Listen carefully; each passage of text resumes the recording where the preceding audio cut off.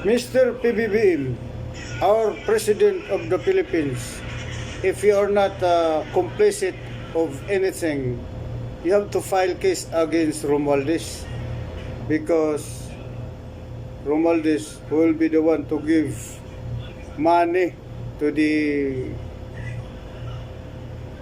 corrupt Buakaw congressman of the Philippines. Investigate them if you are not complicit of all things. Shout out sa'yo. God bless.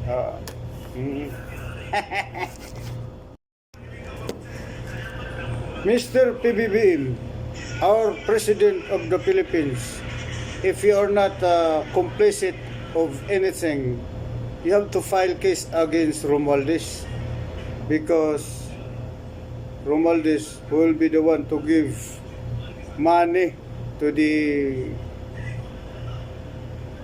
corrupt Buakaw congressman of the Philippines. Investigate them if you are not complicit of all things. Shout out sa'yo. God bless.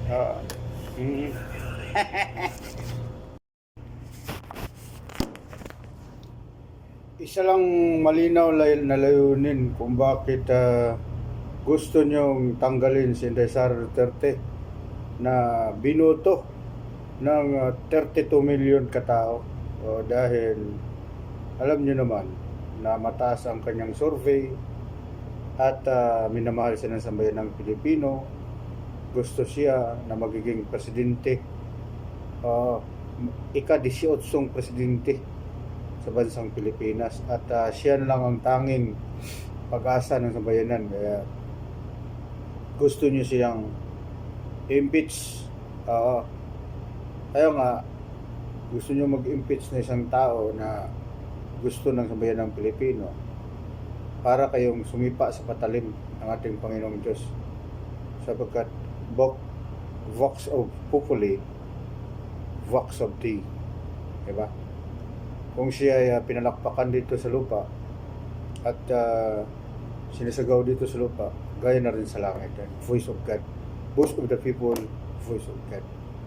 At malinaw naman na we are just only fabricating the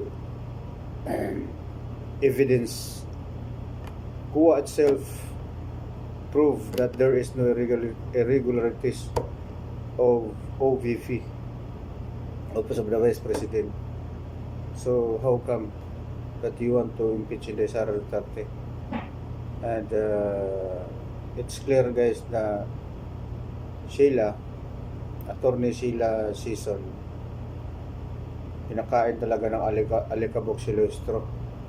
Mahirap talaga pag attorney ka na limited lang ang iyong nalalaman kaysa isang matalino at hindi pa natatalong abogado na si Sheila, Attorney Sheila Season. Napakagaling at explicit at talaga namang reality upon reality, because she always based on the Constitution.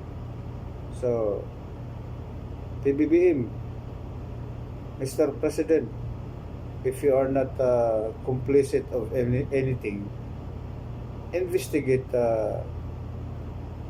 Congress. For example, Romualdez, because he will be the one to disseminate all money going to the crocodile in the Congress. And you know that. So flood control, anomalous, investigate all if you are not complicit of this certain matter. God bless you.